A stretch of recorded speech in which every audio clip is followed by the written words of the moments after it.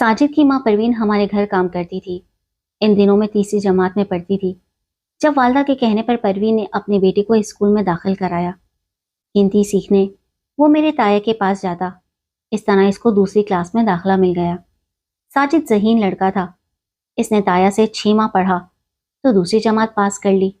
अब वो तीसरी और मैं चौथी जमात में थी। उसको पढ़ने का शौक था। तीसरी क्लास भी उसने 6 माह में कवर कर ली। यूं चौथी में वो मेरा हम जमात हो गया। साजिद मुझसे उम्र में 4 साल बड़ा था। स्कूल में मुझको इसके साथ तहफ़्फ़ुज़ महसूस होता था। इसके वालिदैन हमारे सर्वेंट क्वार्टर में रहते थे। तभी हम इकट्ठे स्कूल जाते। शाम को वो किताबें ले आता। इसकी माँ हमारे घर का काम करती रहती और हम मिलकर सबक याद करते। उम्र में बड़ा होने की वजह से उसको सबक की जल्द समझ आ जाती थी। इन दिनों हम दोनों भैया से पढ़ते थे। शाबाश उसी को मिलती। तब अम्मी कहती, साजिद तुम सारा को सबक याद करवा दिया करो। भाई ने मैट्रिक पास कर लिया तो वो मजीद आगे पढ़ने की खातिर शहर चले गए, मगर अब भी मैं और साजिद इनके कमरे में बैठकर पढ़ते थे। इन दिनों मेरी उम्र 9 साल के करीब होगी। इतनी मासूम थी कि दुनिया की बातों का कोई इल्म ना रखती थी। साजिद 13-14 बरस का था। चूंकि वो हमारे घर के बच्चों के साथ खेल कूद कर बड़ा हुआ था, तभी मेरी वालदा इसको अपने बच्चों जैसा समझती थी और इससे कहती थी, साजिद स्कूल में तुम सारा का ख्याल रखा करो, ये छोटी है, इसको दूसरे बच्चे तंग करते हैं। उन दिनों हमारे गांव में 2 ही स्कूल थे, एक प्राइमरी और दूसरा सेकेंडरी। दोनों में लड़के और लड़कियां साथ पढ़ते थे। जब हमने 5वीं पास कर ली तो सेकेंडरी स्कूल भी साथ जाने लगे। वक्त तेजी से गुजरता गया। 7वीं में हम सियाने हो गए थे। अब जब हम तन्हा होते, साजिद मुझसे कुछ दूसरी तरह की बातें करता। इन बातों की वजह से मैं परेशान हो जाती। ताहम इन बातों का जिक्र किसी से ना करती, चूंकि वो कहता था कि किसी से मत कहना वरना तुम्हारी अम्मी तुम्हें स्कूल से उठा लेंगी। मेरा क्या है, मैं तो अपने चचा के गांव भाग जाऊंगा। ये दूसरी किस्म की बातें प्यार और मोहब्बत और शादी से मुतल्लिक होती थी। मैं साजिद के हमरा तहफ़्फ़ुज़ महसूस करती थी और उसको एक पनाहगाह समझती थी। नहीं चाहती थी कि वो मुझको छोड़कर कहीं चला जाए, इसलिए उसकी ऊट पटांग बातों को बर्दाश्त कर लिया करती थी। आपा के बेटे की पैदाइश पर वो हमारे यहाँ आ गई थी। नन्हे के जन्म की खुशी में रच जगा हुआ तो अम्मी ने साजिद को रोक लिया, क्योंकि मेहमानों की आमद से काम बढ़ गया था। उसको काम में हाथ बटाने को अम्मी ने बुलाया था।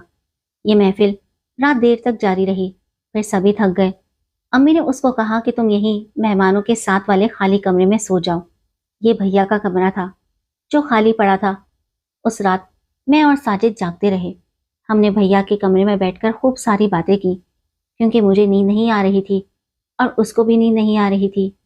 इन दिनों मुझको कभी ये एहसास ना होता कि हमारी मुलाजमा का लड़का है, मेरा उसका कोई मेल नहीं है। हालांकि हमारा जमींदार घराना था और मुलाजमों से बहुत फासला रखा जाता था, लेकिन साजिद की बात अलग थी। जब उसका जन्म हुआ, इन दिनों भी उसकी माँ हमारे सर्वेंट क्वार्टर में मुकीम थी और ये हमारे जद्दी पुश्ती खिदमतगार थे। अभी मेरी पैदाइश ना हुई थी और वो दूध पीता बच्चा था, तब उसकी माँ उसको साथ लाई और हमारे घर कपड़े के झूले में लिटा देती। हमारे घर पला बड़ा था। वालदा उससे प्यार करती थी और अपने बच्चों के जैसा जानती थी। रत जगह वाली शब जब हम दोनों ने भैया के कमरे में रात बिताई, तो उस शब पहली बार कम उम्री के बावजूद मैं मोहब्बत के जज्बे से आशना हुई और उसने मुझसे वो बातें कही जो जिंदगी में यादगार बन जाती हैं। सुबह तक हम जागते रहे थे, फिर मैं वहां से उठकर अपने कमरे में आ गई थी। इन्हीं दिनों मुझको अपनी खूबसूरती और दिलकशी का शिद्दत से एहसास हुआ। साजिद बुरी तरह मेरी मोहब्बत में गिरफ्तार हो गया। मैं साजिद से दिलचस्पी जरूर रखती थी, मगर मोहब्बत मुझको उससे ना थी। जब जरा गौर करती, वो बराबर का ना लगता। ताहम इसका साथ मेरे लिए राहत का बाइस था, क्योंकि इसके बगैर खुद को अधूरा ख्याल करती थी। दरअसल मैं साजिद को नहीं, इसकी बातों को पसंद करती थी। वो अक्सर मेरी तारीफ करता और मैं खुशी महसूस करती। हमारा ताल्लुक रूहानी नहीं बल्कि जज्बाती था। ऐसा जज्बातियत जो तगय्युर पजीर होती है, पायदार नहीं। साथ वाले गांव में किसी का इंतकाल हो गया। ये हमारे रिश्तेदार थे। घर वाले वहां चले गए। मुझको बुखार था, लिहाजा अम्मी साजिद की माँ परवीन को मेरे पास छोड़ गई। रात को परवीन तो सो गई, लेकिन साजिद को नींद न आई। वो मेरे पलंग की पट्टी से लगा बैठा था। रात के 12 बजे थे। मुझे तेज बुखार था और साजिद میرے ماتھے پر ٹھنڈے پانی کی پٹیاں رکھ رہا تھا۔ اس نے میرا سر اپنی گود میں رکھا ہوا تھا۔ نہیں معلوم کہ دولہا بھائی کب اور کیسے گھر آ گئے۔ وہ یہ نظارہ دیکھ کر آگ بگولا ہو گئے۔ انہوں نے ساجد کو جوتے لگائے، پروین کو اٹھایا، اس کو بھی خوب برا بھلا کہا۔ ساجد تو اسی وقت سروینٹ کوارٹر چلا گیا۔ صبح نہ جانے کیا آپا کے شوہر نے پروین سے کہا کہ اس نے ساجد کو اپنے چچا کے گاؤں بھجوا دیا۔ حیرت کی بات یہ کہ اس واقعے کا ذکر نہ تو پروین نے امی جان سے کیا اور نہ ہی دولہا بھائی نے، مگر پروین کو یہ دھمکی ضرور دی کہ اگر اب میں نے تمہارے لڑکے کو ادھر دیکھ لیا تو اس کی گردن کٹوا دوں گا۔ اپنی غفلت کے سبب وہ بیچاری تو ایک گراں بوجھ تلے دبی سی سکتی رہی، لیکن اس نے امی کے سامنے زبان نہ کھولی۔ میرا خیال تھا کہ دولہا بھائی اس واقعے کا ذکر ضرور میرے والدین یا آپا سے کریں گے اور مجھے بھی مار پڑے گی۔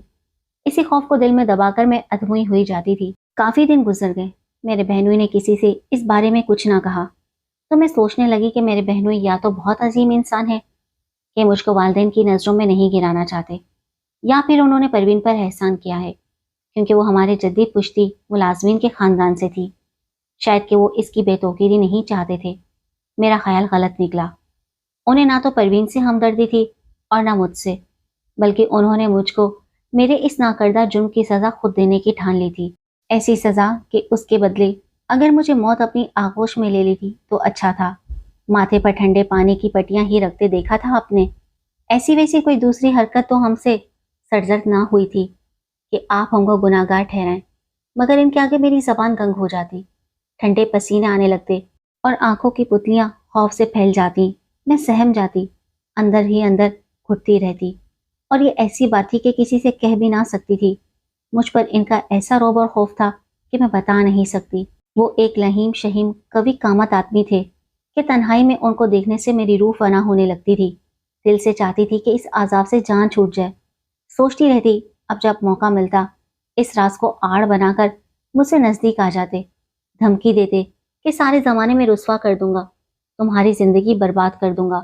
خوف سے مجھ پر لرزہ طاری ہو جاتا۔ اتنی ہمت بھی نہ تھی کہ ان سے پوچھتی آخر میں نے کیا خطا کی ہے۔ میں تو بخار میں بے سکھ پڑی تھی، کیسے امی سے کہوں یا باجی کو بتاؤں۔ یہ سوچتے سوچتے صبح ہو جاتی، مگر کسی کو نہ بتا سکتی۔ اس وقت کم سنی کے سبب خوف زیادہ تھا اور عقل کم، حوصلہ ہوتا تھا اور نہ اخلاقی جرت تھی مجھ میں۔ پھر میں نے حالات سے سمجھوتا کر لیا اور ہتھیار ڈال دیے تاکہ وہ مجھ کو خوفزدہ کرنا بند کر دیں۔ وہ جو کہتے مان لیتی، یعنی وہ جس قدر بھی ستاتے میں آنسو پوچھ کر سہ لیتی۔ مصیبت تو یہ تھی کہ وہ ہمارے ہم دیوار تھے، آپا کا گھر ہمارے برابر تھا، لہٰذا ان کا ہمارے گھر آنا جانا لگا ہی رہتا تھا۔ آپا اپنے ننھے منوں کی پیدائش پر ہر دفعہ مجھے زبردستی باہیں سے پکڑ کر اپنے گھر لے جاتی اور وہاں جب موقع ملتا تنہائی میں ان کے شوہر میری باہیں پکڑ لیتے۔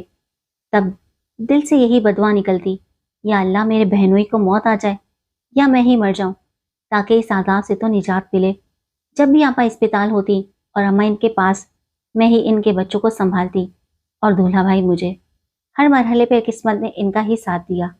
اس سے پہلے کہ میں بدنامی کی ہولناک گہرائی میں گر جاتی، انہوں نے مسئلے کا حل نکال لیا۔ میرے والدین کی منت سماجت کر کے میرا رشتہ اپنے چھوٹے بھائی کے لیے مانگ لیا اور جھٹپٹ میری شادی کی تاریخ بھی رکھ دی۔ میرے لیے تو اس شادی پر راضی ہو جانے کے سوا کوئی چارہ ہی نہ تھا کہ ان دنوں اتنی پریشان تھی کہ مجھ پر میری ایک ایک سانس صدیوں جیسی بھاری ہو گئی تھی۔ شادی ہو گئی، لمحے بھر کو سکھ کا سانس لیا کہ یہ شادی نہ ہوتی تو ماں باپ، بہن اور زمانے کو کیا منہ دکھاتی۔ تاہم ضمیر کی تیز چھری سے ہر وقت کلیجہ کٹتا رہتا تھا۔ ایک ماہ کے اندر اندر دولہا بھائی نے مجھے اور میرے شوہر ماجد کو دبئی بھجوا دیا، جہاں ماجد کو بہت اچھی ملازمت مل گئی کیونکہ وہ انجینئر تھے، تنخواہ بھی بہت اچھی تھی اور رہائش کمپنی کی طرف سے ملی تھی۔ یہ بھی میرے بہنوئی کی سوچی سمجھی اسکیم ہی تھی کہ ساری قیامتیں انہوں نے اپنے اور میرے سر سے ٹال کر اپنے چھوٹے بھائی کے سر ڈال دی تھی، جس کو اپنے چھوٹے بھائی کا بھی پاس نہیں ہے۔ کس قدر گرا ہوا انسان ہے۔ اب مجھے بہنوئی سے شدید نفرت محسوس ہوتی۔ سوچتی یہ کیسا بے ضمیر ہے کہ یہ اپنے ہی بھائی کو قربانی کا بکرا بنا ڈالا۔ ایک روز ماجد نے کہا، سارا مجھ کو کمپنی کی طرف سے امریکہ جانے کا موقع مل رہا ہے، تم کیا کہتی ہو؟ جیسے آپ کو ٹھیک لگے، میں تو آپ کے ساتھ ہوں۔ میں نے جواب دیا۔ اللہ تعالیٰ نے مدد کی اور ہم امریکہ آ گئے۔ اس کے بعد میں نے واپس جانے کا خیال چھوڑ دیا۔ ماں باپ، بہن بھائی سبھی یاد آتے، فون پر بات کر لیتی، لیکن جب بھی ماجد کہتے کہ پاکستان چلو میں انکار کر دیتی تھی۔ وہ کہتے تمہارا دل کتنا سخت ہے، مجھے تو بڑے بھائی بہت یاد آتے ہیں، وہ میرے لیے باپ کی جگہ ہیں، آپ خود ملائیں، میں نہ جاؤں گی۔ ان کو کیا بتاتی کہ جس انسان کو تم اپنے والد کی جگہ سمجھتے ہو وہ انسان کہلانے کے لائق ہی نہیں ہے۔ ماجد وطن نہ جانے کی وجہ پوچھتے، جی چاہتا کہ اپنے جیون ساتھی کو سب کچھ سچ سچ بتا کر ضمیر کا بوجھ اتار پھینکوں۔ گھر اجڑتا ہے تو اجڑ جائے، مگر میرے سچے ساتھی پر اپنے پیارے بھائی کا بھرم تو کھل جائے گا۔ مگر پھر خود کو روک لیتی، اس وجہ سے کہ وہ پرسکون ہیں، مجھ سے خوش ہیں، بچوں سے پیار کرتے ہیں۔